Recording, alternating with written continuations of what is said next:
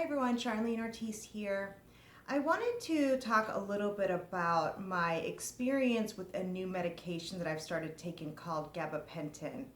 A lot of people that suffer from fibromyalgia have been prescribed this medication, or it's been suggested to them, or they might know people that have taken it, or if you have neuropathy or sciatica.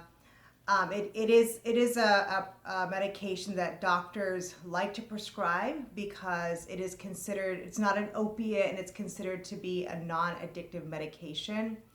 Um, but basically what gabapentin is, it does bind to GABA receptors, which if any of you watched my video on how exercise can help you overcome addiction, I really go a lot more in depth about GABA receptors and and basically the action that they initiate in the body.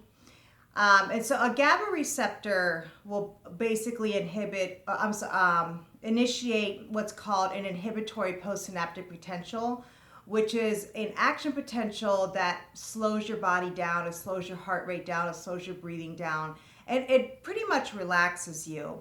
That's another reason, or it's one reason why this medication is also prescribed for people that suffer from anxiety or insomnia.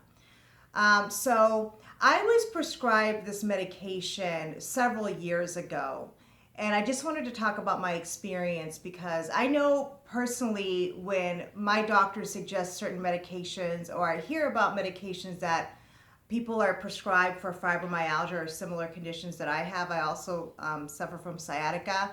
I like to find out what other people's experiences are, and just to see what their opinion is of these medications. And so that way I can kind of, see how people react to it. Of course, everyone is going to have a different experience with different medications. So medication is definitely not a one size fits all type of thing, but I will share my experience with it.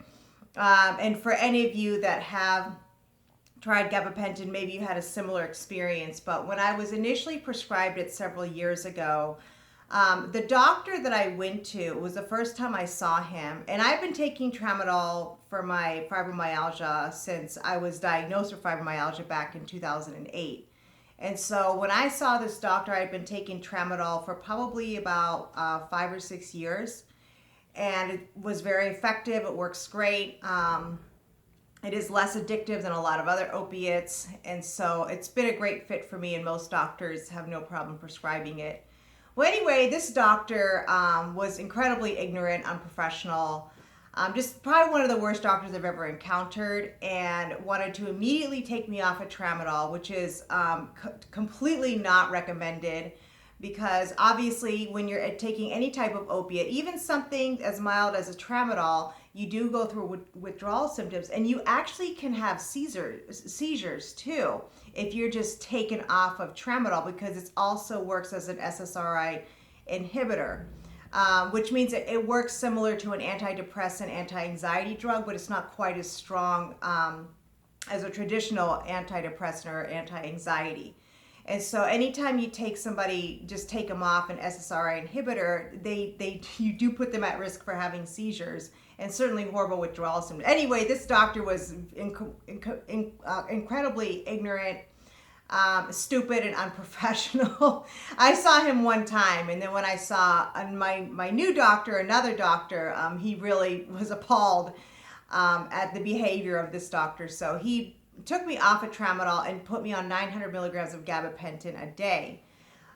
So I was instructed to take 3 doses of 300 milligrams three times throughout the day. And the first time I took my first 300 milligram dose, I felt drunk because alcohol actually also binds to GABA receptors too, which is why you kind of get that relaxed feeling. So I literally felt drunk because I was drunk because, again, it was attaching to the same receptors, and I don't drink, so I have no tolerance for alcohol at all. And I fell down and I hurt myself. And so it was a terrible experience for me. And a lot of people have similar stories of gabapentin. And so I didn't take it. And I don't know, I probably should have gone back and filed a report against this doctor. But so I stopped taking it and I felt really jaded by this medication. Well, anyway, recently the doctor that I'm seeing now, because it's right now I'm going to a low cost clinic. And so they're apprehensive about prescribing certain medications together, like benzos and opiates. And so my doctor wanted to take me off clonazepam. Because of that, I was suffering from severe insomnia. And I thought maybe I would try gabapentin again because I did start doing some reading. And some people were saying that gabapentin was very effective for them in terms of their insomnia and anxiety. However, this time my doctor's keeping me on my tramadol. But this time around, I'm starting with 300 milligrams a day as opposed to a dose. And so he's prescribed 100 milligrams for me to take throughout the day.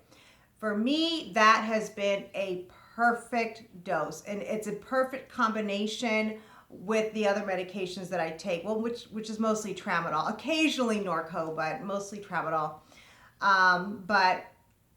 It's been a great combination for me. It really has helped me with my anxiety and it has helped me with my sleep. It really has helped me a lot with my sleep.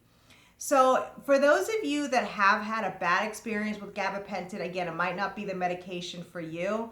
So far, I'm not experiencing any pain relief from it because a lot of people are given gabapentin for pain relief for their fibromyalgia or sciatica. And they experience pain relief. It's been very effective for them. I have a friend that started taking gabapentin a while ago, and she has experienced very positive results from it. I'm not experiencing any pain relief, and it could be because the dose is very low. And again, I don't have a high tolerance for GABA receptors because I don't drink. I actually don't even have a high tolerance for opiates, even though I've been taking them since I was 10 years old when I had pancreatitis.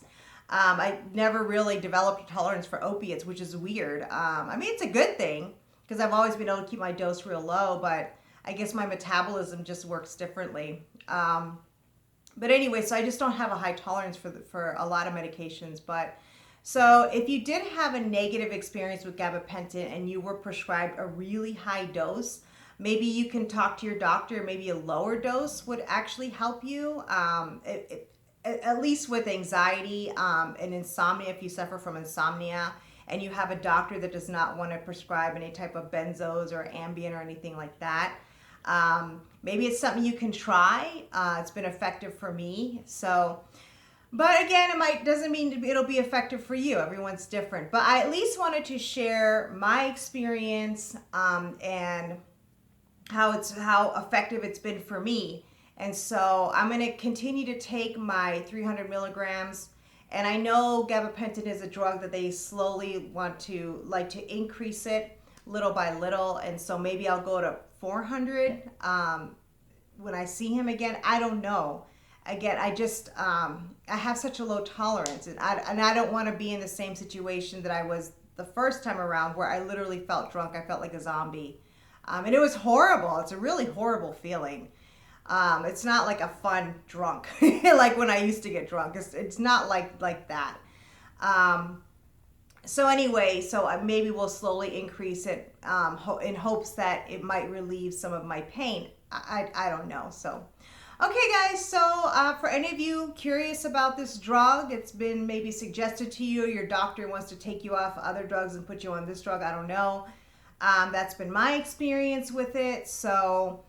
I just thought it would be helpful for you to get another opinion if you've been looking at videos on YouTube or doing research on different people's experiences with it. So, all right, guys. Well, thanks for tuning in. I always appreciate your time and attention. Remember, take care of yourself, protect yourself physically and emotionally, and don't forget, your health is your most valuable asset. Invest in it. Bye-bye.